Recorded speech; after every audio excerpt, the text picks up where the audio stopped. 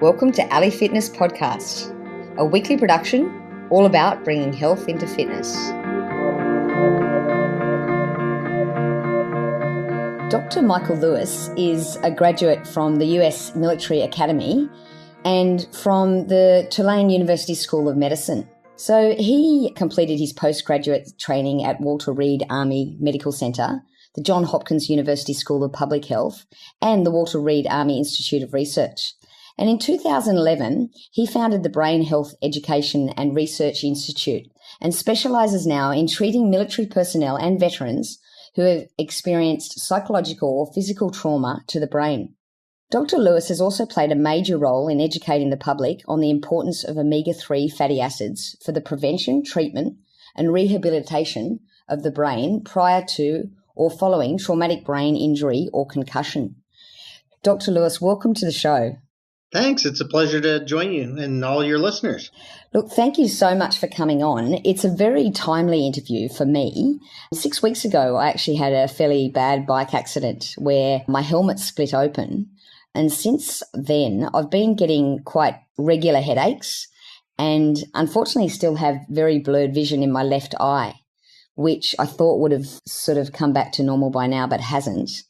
I guess your book, When Brains Collide, has given me a bit of hope that concussions are not always preventable, but you say they are treatable. So what advice would you give to me or someone in my situation? Well, you mentioned my book, When Brains Collide, which you find on Amazon.com. And it's funny because the way you started that little question and segment, you talked about, giving you hope that, it's actually one of the things I say about the book is that it's really a book about hope. And, I think it's very readable. It tells lots of patient stories because people relate to that. And, they want to know that I might relate to this person. I was as bad or worse than they were, not even as bad as they were, and they got so much better. And so it really gives people a bit of hope because I'm not a neurologist. I'm not trained on brain diseases. So I kind of came to it as a little bit of an outsider. And I looked at it as like, well, what's the brain made of? And the brain's made of fat. And particular kinds of fat are more important, omega-3 fatty acids. And so I kind of looked at it really simply from an outsider perspective that if you have a brick wall and it gets damaged, wouldn't you want to use bricks to repair the wall? And so what are the bricks of the brain? And that's really omega-3 fatty acids. So the first thing I always, on every single patient, no matter whether they reach out to me as a patient, coming into the office, by email, by phone, or whatever, the first thing I do is I want to saturate their brain with omega-3 fatty acids to sort of just flood the brain, saturate it with what it took to make the brain in the first place. And the results are usually pretty good.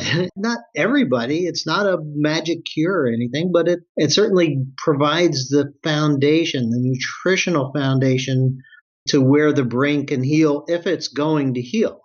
So when you say saturate the brain with omega-3, what sort of doses are you talking about?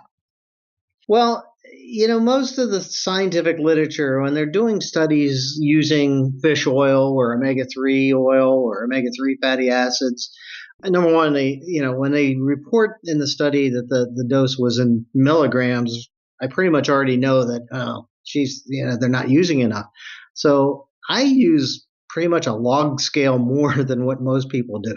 Most people take 1 or 2 capsules, for example, a day and think, well, I'm doing it because, it's good for my heart. It's good for my health.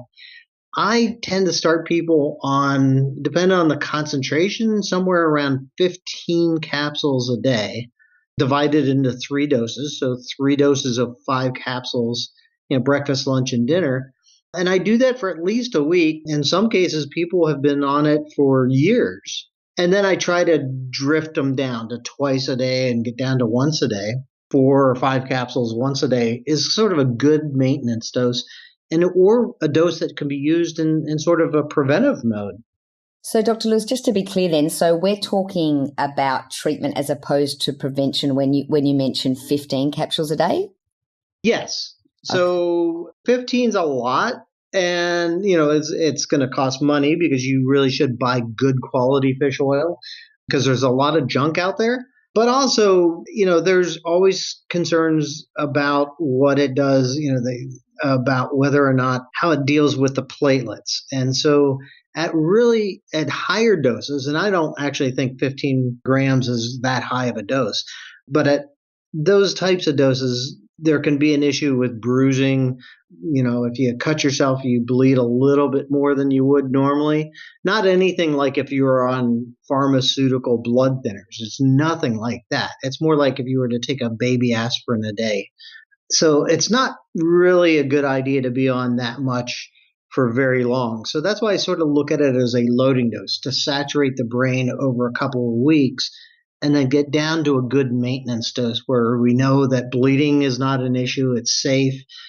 There's a term, at least in the United States, called generally recognized as safe. And so, I want to get people down to that GRAS or GRAS, generally recognized as safe level, as soon as possible, but also helping people with their headaches and other symptoms that you get from a concussion. So you mentioned bruising and bleeding. What other possible side effects could there be by having that higher dose? Well, bleeding is pretty much, there's not a single instance I'm aware of in the scientific literature that bleeding was actually an issue. But in practical use, I've seen that people bruise a little bit easier, but it's not that big of a deal. The biggest side effect that anybody typically, if they have anything, a lot of times it's related to the quality of fish oil. So poorer quality tend to have more side effects, and almost always the main side effect is just doesn't sit well. Maybe they get some regurgitation or burps or fish burps, or in more extreme cases could even get diarrhea. But to me, I found that that's usually more related to poor quality fish oil. I'd love to delve into that just a little bit more. What brands or what do we look for when we buy fish oil? And just to confirm, we are talking fish oil as opposed to krill oil or any of the other types of omega-3 fatty acids? Well, that brings up, different things as well, and it's all kind of related into what's the form of the omega-3 fatty acid. And so if you squeeze a fish, you get mostly triglyceride form.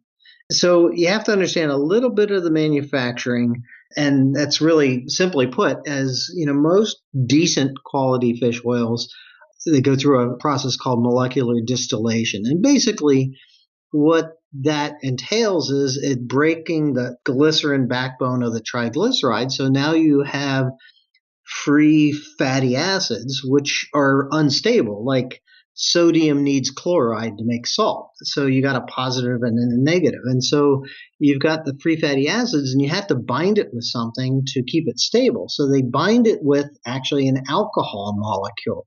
And then they separate out the bad stuff, the mercury, the PCBs, the heavy metals and toxins and stuff like that.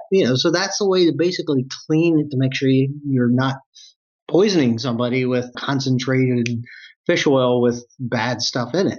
So that alcohol free fatty acid combination is called an ethyl ester.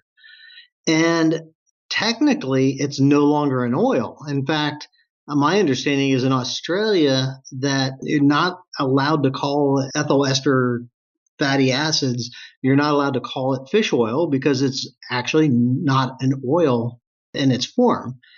The problem with the ethyl esters are our bodies aren't adapted. It's only been around like 20 years. So our bodies don't know how to digest these ethyl esters. We don't have the enzymes in our intestines, and our bodies just don't know how to handle it. So they're poorly absorbed. So a lot of it just kind of goes through you. They're poorly absorbed, and our body just doesn't know how to handle it. So it takes a little bit more expensive, more manufacturing know-how to put it back into a triglyceride form. The better companies, but the more expensive fish oils will say on the label, it's in triglyceride form. And that to me is really, really important. I've had people that were on pharmaceutical fish oil, like you need a doctor's prescription for fish oil that's $12 a pill. and it just kills them. I mean, it tears up their stomach. It's really nasty stuff. You take them off of 3 capsules of that and put them on 15 capsules of an over-the-counter triglyceride formulation and have the patient thanking me that, all the side effects went away. And, oh, by the way, now they're thinking clear, their headaches went away, they have more energy and all the side effects that we do want. Interesting. So basically then we're looking for something that is in the triglyceride form. And would that 100% say that on the packaging? Well, if it doesn't say that on the packaging, it's probably not in triglyceride form. It's probably in an ethyl ester, and they're just basically trying to hide that fact. So if it doesn't say it on somewhere on the label, it probably isn't. Okay. You sort of touched on krill. Krill kind of has made they want to say it's more absorbable, 3 times more absorbable than fish oil. Well, what they're not telling you in their marketing is it's 3 times more absorbable than the ethyl ester, which is a poorly absorbed form. It's really not much better, significantly, in some cases, not really any better than the triglyceride form. And the krill oil, they say it's in the phospholipid form, but one of the dirty little secrets about krill oil is, it might have a higher percentage of phospholipids, but that's only about 20-30% phospholipids. The rest of it's triglyceride form. But they don't tell you that. That's one of those marketing things. And krill tends to be more expensive. So if krill oil, though, does have at least, say, 30% or up to 30% phospholipid form, and you've still got the benefits of the triglyceride form, wouldn't that be a better product, assuming that you can afford it or it's the same price, or taking price out of the equation? Now, krill oil, they're starting to change it a little bit, and they're doing more concentrated and bigger capsules. But krill oil at least in the past, has tend to be measured in like 50 or 80 milligrams per capsule, whereas a good quality fish oil may have 6, 7, 800 milligrams. So is krill oil 10 times more absorbable than a comparable triglyceride form? No, it's really not. So you don't even get the amount of omega-3s just to start with, because it all comes down to the molecules and how many are actually in the product itself. Wow. So what you're saying then is potentially a krill oil may have, say, up to 80 milligrams versus 900 milligrams in one capsule of fish oil? In some cases, yes. Okay. And so before, when we were talking right at the start, you were saying starting off on 15 capsules. You're basing that roughly on 1 gram per capsule. And so I guess what we've got to do is make sure that we look at the doses of those fish oils, because I've seen some marketing whereby if you look at the actual serving size, it's like 15 capsules a day. And that's because 15 add up to about 900 milligrams themselves. That's true. Unfortunately, with the lesser quality type of fish oils, if you take a typical 1,000 milligram soft gel, and they'll say it's 1,000 milligrams of fish oil, the real question is not how much fish oil, it's how many omega-3s, and specific, how many milligrams of the 2 important omega-3s, EPA and DHA. EPA, which is kind of known as the heart healthy one, and DHA is the brain healthy one. And DHA is what you find in the brain. For example, a typical over-the-counter low-quality fish oil will be 1,000 milligrams of fish oil and only have 180 milligrams of EPA and 120 milligrams of DHA, which only adds up to 300. Well, what's the other 700 milligrams? That's my concern. And they don't tell you. We don't know. They don't have to label it and tell you what the other 700 milligrams is. And what is it, incidentally? I don't know. Interesting. Okay, so it's all kinds of different fats. Some saturated fats, some monounsaturated fats, some polyunsaturated fats. It just can vary depending on the source and the manufacturer and so on. Okay, so Dr. Lewis, in summary then, we're looking for a triglyceride form of fish oil, which is roughly, if possible, 1,000 milligrams. But the important thing is there that most of that is EPA or DHA. Is there a certain ratio that we should be looking for when it comes to EPA and DHA? We don't know. Well, omega-3s are one of the most studied nutritional supplement. It actually is the most studied nutritional supplement. I mean, tens of thousands of studies on it, upwards of somewhere around 90,000 entries in the scientific literature. So it all started with heart health, and then it sort of started to morph a little bit into mental health. And there's some great researchers out there looking at, applicability in ADHD and other things. Nobody ever really made the leap to traumatic brain injury. So it's really a new area of omega-3 research that there's just nobody has done that much research on it to know if EPA or DHA is more important, or what's the ratio? Is a 3-2 or a 2-3 or a 50-50 ratio better? Nobody knows, because that would take a lot of work and a lot of time to try to figure out. So what are you sort of aiming for then, not knowing exactly what to aim for? Are you just doing a 1-to-1 ratio, or are you? It just depends on the product. I'm more concerned about the quality of the product. So some of the better quality products are 3-2 ratio of EPA to DHA. And some people will say, well, you really need DHA because that's what's found in the brain. Yes, that's true.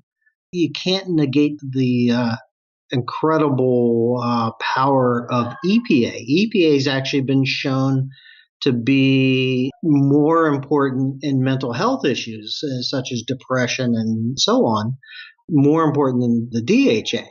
And one of the outcomes after a bad head injury is very often anxiety and depression. So EPA becomes important. Quite important, yeah. So just in summary then, finally, would you recommend a particular brand when it comes to fish oil? There's a couple of different brands, at least in the United States. I know some of them have a little bit of worldwide distribution. Two of the companies that I really like are Nordic Naturals, which has really been sort of setting the standard for 20 plus years in the United States. It's the biggest selling brand in fish oils, and everybody wants to compare themselves to Nordic Naturals. And Pure I think you're I think you're about the 10th doctor that's recommended Nordic Naturals to me. So that sounds good. And what was the other one you were saying? The other one is Pure Encapsulations. And I don't know their global presence. And it's interesting because what most people don't know about the fish oil industry is, there's only certain suppliers. These are the retail companies. Upwards of 85% of all fish oil comes through one European supplier. And so it goes out to different companies. And so, is this company making it any different than that company? I'm not sure that we really know that answer, because it's coming from the same source. Interesting. So I wanted to talk to you too about something you mentioned in your book about a 20% chance that someone close to you will experience a head injury. That seems very high to me, but probably pretty right. And then you also sort of suggested that 30% of those people will have a long-term disability potentially with the brain. Is there much you can do for that unfortunate 30%? Well, I don't want to say yes and no. Yes and yes, I guess. Head injuries, concussions, traumatic brain injury, they're like snowflakes. Every single one is different. Every injury is different. Every person's different. And so you could have, say, two soldiers standing next to each other that are exposed to a bomb blast in Afghanistan, for example. And one is completely fine. The other one really, could struggle for a long time with the symptoms. And so, is it genetics? Is it nutritional situations or nutrigenomics or epigenomics? We don't know. I mean, they're just so unique. And every head injury is like a snowflake. They're so unique. It's really hard to say. But, when you look at larger studies, upwards of 30% of people that have some type of head injury will have long-term disability from it. And in many ways, that includes, a bad car accident, which may not be the same as knocking heads on the football field or on the rugby pitch, but they could have problems too. Some of the most difficult ones are actually teenage girls. There's a couple reasons why it's believed that teenage girls are more at risk One is that the musculature, in particular their neck muscles, are not as strong as their male counterparts. And so that whiplash type of happening for the relative lack of neck strength can be an issue. But also hormones are going to play a part in things. And teenage girls, certainly hormones are, an issue, even if you don't have a head injury. Mm. Yeah. So can you give us an example of a client or someone that you know about who has had a fairly significant injury and how you've treated that and then what sort of results they've had from it? Well, there's lots of stories in my book about it. So your listeners, I would urge them to get the book if you want to read, more than what we talk about here. So When Brains Collide is replete with all kinds of stories about that. And so probably the most dramatic one, which I actually start and finish the book, is a story about Bobby. And Bobby was 18 years old, a high school senior in grade 12 here in the United States, just outside of Washington, D.C. And he was out screwing around on a Saturday night in the car and on country twisting roads and basically, went off the road, hit a tree, and severe car accident. It took him an hour and a half to get him out of the car and aerovac to the nearest hospital. I don't know how he lived when the parents were out of town. And by the parents got there, they basically said there is no chance of this kid recovering. And if he doesn't die in the next week or two, he's never going to come out of a coma, never going to have any kind of meaningful life. You should just pull the plug and end it now. And this is the parents' only son, and they refused to listen to that. And a family friend of theirs reached out to me and asked, what do you think about using high doses of fish oil like they used for carbon monoxide poisoning in this coal mine accident survivor just a year or two before? I'm like, well, theoretically, it might work, but we don't know. Nobody's ever tried it. I said, if the father calls me, I'll talk to him. And so the father did call me. We convinced him and the neurosurgeon to actually just try it because there was nothing to lose. I mean, you're going to pull the plug and let the kid die. You got nothing to lose. And the short of the story is he went to his graduation 3 months later and continued to progress over a couple of years. And then about 5 years after the accident, I tried something new, something called cannabidiol or CBD. Most people may recognize it from the marijuana plant, but this was CBD derived from hemp. And so in the United States, hemp is considered food. Hemp-derived CBD is considered a nutritional supplement. And that just elevated him to a whole new level because it decreased his anxiety. It eliminated his depression.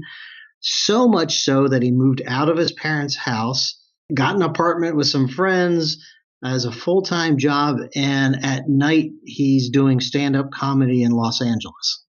Brilliant. Just from fish oil and CBD, was there anything else?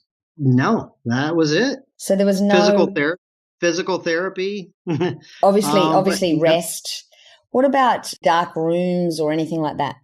Well, so if we sort of focus a little bit for a minute on sports injuries or sports concussions, for example, in the sports concussion world, when an athlete goes down with a concussion, they're told basically go sit in a dark room for 2 weeks, you should get better. And that advice is basically being debunked. There was a recent consensus meeting, the fourth or fifth consensus meeting on sports concussions held in Berlin. They're basically called the Berlin Consensus. And they basically have now come out and said 1 or 2 days of rest is fine, but you need to get people, especially athletes, moving again, not in a contact kind of way, but getting aerobic exercise started again so that you get more blood flow to the brain. And at a University of Buffalo, at a University of Toronto, and some other places have been in the last 2 years or so, some studies that show that the people, and particularly the school kids that ignored the advice of go sit in a dark room for 2 weeks, the ones that ignored the advice and went out and lived their life and exercised and whatever, got better so much quicker than the ones that actually followed the advice. That's interesting because there's a few recent incidences of pro cyclists who have actually done exactly the opposite and done the dark room for a couple of weeks.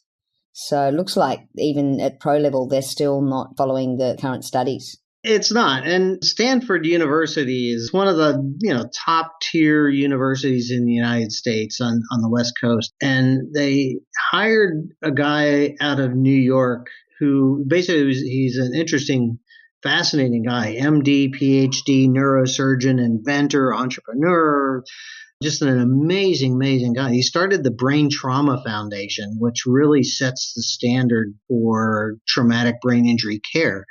And they hired him away 4 or 5 years ago out to Stanford to develop a concussion program for the university, in particular for their athletic program. And they literally take their athletes the day after a concussion, they put them on a treadmill and they run them. They get their heart rate up. And like, what do you do if they have a headache? He goes, well, I give them Motrin or ibuprofen and tell them to keep running. Just because they have a headache is no excuse. We make them run through it. And he goes, they're athletes. They need to be exercising, and their brain needs that blood flow. It needs the endorphins to heal, and they'll heal a lot quicker when they're exercising. I find that quite hard to believe, just myself going through an injury and not feeling like exercising at all after the injury and knowing that the more movement I had, the more the headaches came on. Well, the new guidelines that are coming out are saying 2 or 3 days of rest is fine, but it needs to be treated a little bit more like a back injury. This is my words, not theirs. That it needs to be treated a little bit more like a back injury or a knee injury. Is you would never tell somebody that injures their back to be on bed rest, total bed rest for 2 weeks. It's just unheard of. And so why are we doing that with the brain? And the answer is no, you shouldn't. In fact, people get better when you exercise the brain and actually exercise the body so that the blood flow to the brain is improved rather than just total rest. It's just there's too much science that shows it's the right thing to do. And rest in a dark room is the wrong thing to do. Interesting. And Dr. Lewis, what are they saying about sleep? Sleep is actually probably, at least according to the Stanford program, that's their biggest concern. The thing that tends to help people recover quicker is, number one, when you exercise, you sleep better. That sleep is really, really important.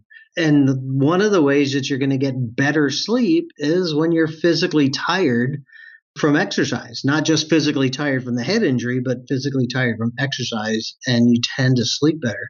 But sleep is really profoundly important to help with the recovery. And so I put every single patient, I put them on magnesium, either magnesium citrate or magnesium glycinate at night when you go to bed, because it helps, doesn't knock you out. It's, not a drug that's going to knock you out. It's magnesium. But what it does, it helps with the quality of sleep. Interesting. So what about prevention? So we've talked a fair bit about treatment and rehabilitation. How would you treat just the average person that hasn't had a head injury, that could potentially have one in the future? But in terms of brain health, what's the optimal diet in your opinion? Well, the optimal diet for brain health, the only one that's ever really been shown, and, there's lots of fads out there, and, we won't even touch any of them, but there's only one that's ever been shown to be brain healthy, and that's what is called the Mediterranean diet. Lean proteins, preferably fish-based proteins, limited amount of red meat. Processed meats are, not typically consumed on the Mediterranean lifestyle.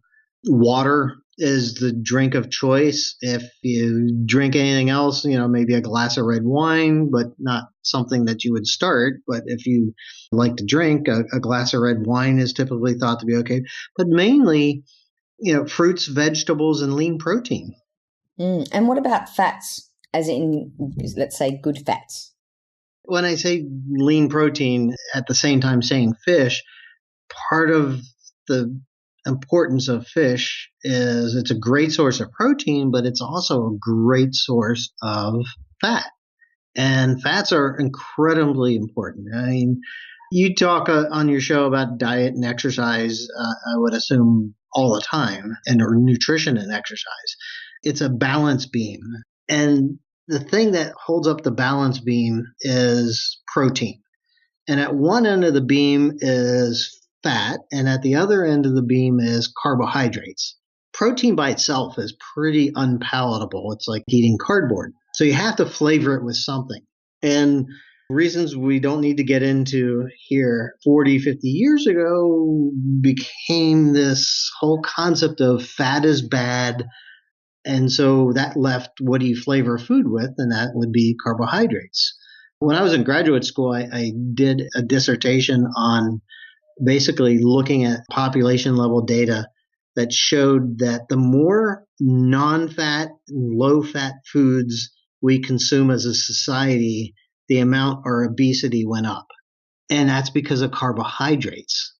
And so for 40 plus years, our governments have been telling us that fat is bad and carbohydrates are good. And they have it 100% wrong. It's carbohydrates are bad and fats, not all fats, but fats are good or better for you, but particular fats and particularly the omega-3 fats are better for you. Omega-6 fats, on the other hand, are very pro-inflammatory, very correlated with obesity and a lot of the metabolic syndrome type of problems that we have, rheumatoid arthritis, all kinds of inflammatory oriented diseases because of the overabundance of omega-6s in our Western style diet. So what ratios of omega-3 to 6 are ideal? What's the average person's diet looking like at the moment? That's scary. Evolutionary wise, mankind developed with an even ratio of omega-6s to omega-3s. And in fact, our enzymatic processes reflect that. The same enzymes that are used to elongate and desaturate and make omega-6s and omega-3s, they use the same enzymes because it was an even match. 2, 3, 4, 500 years ago, you had the same amount of omega-6s as you had omega-3s. So the enzyme processes in our body reflect that. With the post-World War II, our food supply really started dramatically changing and, led by the United States with fast food and junk food and stuff like that. And the amount of omega-6s consumed, at least in the United States, just skyrocketed starting around 1970 up through the end of the last century. Just skyrocketed, went up like 12,000%.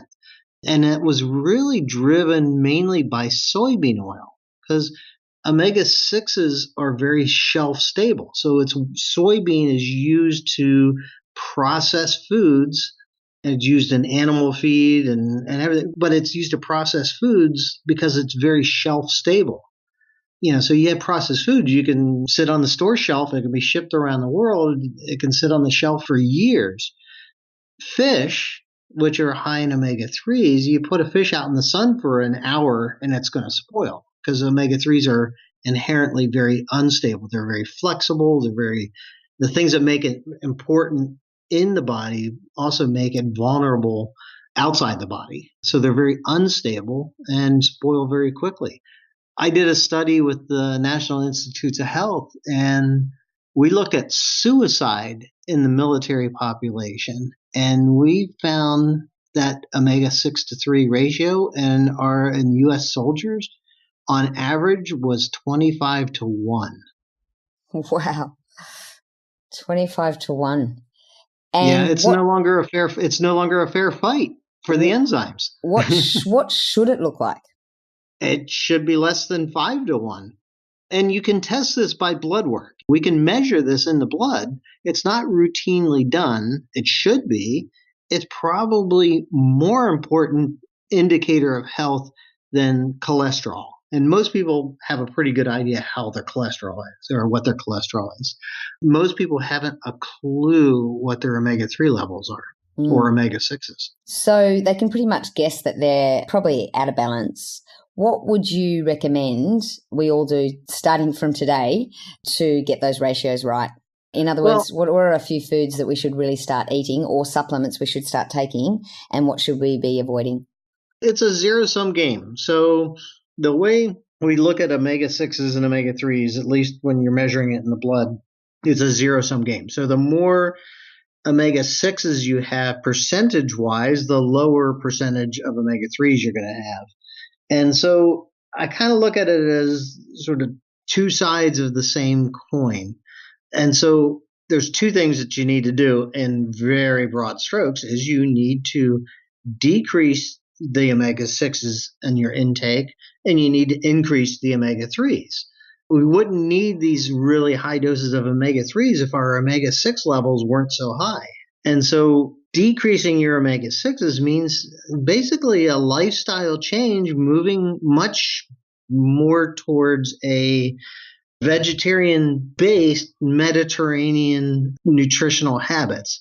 And actually, vegans and vegetarians have some of the worst omega-6 to 3 ratios, by the way, because they're not getting the consumption of the EPA and the DHA by not eating fish and meat. So fish and meat are very important, but, and everything in moderation. But it's fat. So it takes months, really years, even generations. In particular, if you're doing animal studies, you have to do 3 or 4 generations of animals to breed the omega-6s out or the omega-3s out of an animal because it's fats. So it's not a quick fix. So the other side of the coin is the omega-3s. You can increase your omega-3s really quick by eating good quality seafood on a regular 2 or 3 times a week basis. If you're in Japan, Japanese, they eat fish breakfast, lunch, and dinner. It's just part of their culture, part of their society. And so unless you're willing to eat fish a lot like the Japanese do, one of the easiest ways to increase is a daily dose of a supplement, of good quality omega-3 fish oil supplement. And would you recommend, say, someone who's eating maybe fish even up to 3-4 times a week, would you still recommend a supplement there of fish oil? The best answer is get your blood checked. I like that you said that. That's great. If your ratio of omega-6s to 3s is greater than 10 to 1, you're going to be that much healthier taking a little bit of omega-3s. If your ratio is 20 to 1, you probably need a higher amount. So really you would need a higher amount of omega-3s. And the only way you're going to get that economically and reflected in your tissues and your blood is through supplementation or a dramatic change in lifestyle. Interesting. Most people aren't willing to do that. That's true. Our listeners are, so it's all good. Dr. Lewis, at the start of the show, I asked you some personal advice about what I should do. And now I know that obviously fish oil is a big thing. Funnily enough, I did start taking lots of fish oil because I had found your book, which was quite lucky. And I feel that I'm definitely feeling better for it. But what was interesting was I went to a neurologist and obviously did the CAT scans and all of that sort of thing to make sure there was no internal bleeding. And what I found interesting was that the first thing they asked me was, am I feeling a bit depressed and is my mood down? And the obvious answer is, well, I've just been hit in the head. I'm not exactly feeling ecstatic. And their answer to that was, you sure you don't want these? You better take these. And obviously antidepressants were being thrown at me, which I didn't consider. But do you see a lot of, say, Western medicine going that way with brain injuries? Well, of course. And that's unfortunate because, I'm a classically trained physician, allopathic physician. Went through, very traditional training. My father was a general surgeon. My mother was a nurse. I grew up in a traditional medical model. And yet somehow, somewhere along the line, I started to see that our Western modern medical system just is failing us for health. I refuse to call it a healthcare system because it has nothing to do with health. At least in the United States, the medical system is based around treating disease. The idea of preventing disease, and particularly doing it through nutrition, is so far out of people's and out of physicians' mindset, it's ridiculous, let alone the idea of preventing things from happening through nutrition. Nutrition is an incredibly powerful medicine that has been that way for thousands and thousands of years in all societies, whether it's Chinese or Greek or Roman or Egyptian or Persian. That was how diseases were treated for thousands of years, was with nutrition.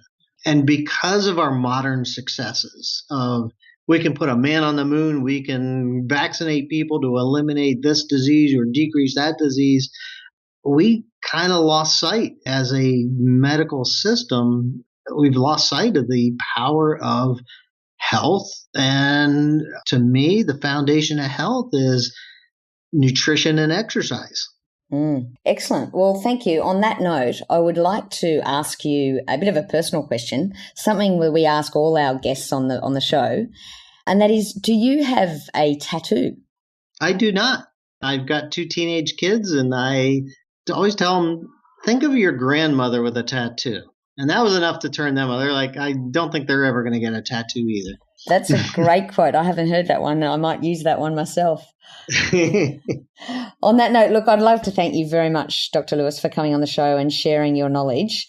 And I'm going to put your book in the show notes along with your website. And I highly recommend the book.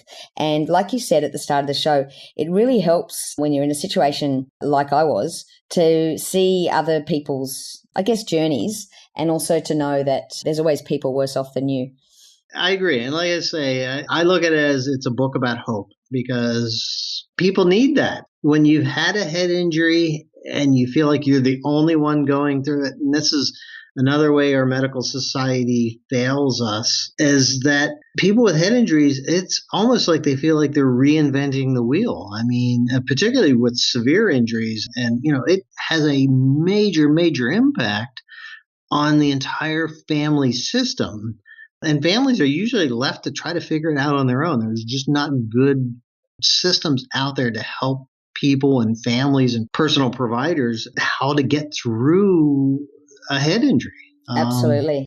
It's actually really sad. So hope is a big, important thing, that you can get better. You can optimize and get as much function back as possible. It may not be 100%, but, we can, at least the stuff that I talk about, with almost zero exceptions, we can at least improve somebody's life. I'm not saying we make it back to where they were pre-injury, but we can definitely improve somebody's life with nutrition. I love it. Thank you very much, Dr. Lewis. Hopefully our audience will run out and have a look at your book as well. Well, we're just trying to change the world and make it a better place. Thank you very much.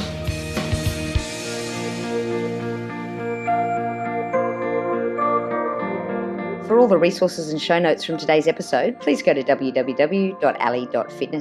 If you liked today's episode, please show your appreciation by going to iTunes, give us a 5-star review and subscribe.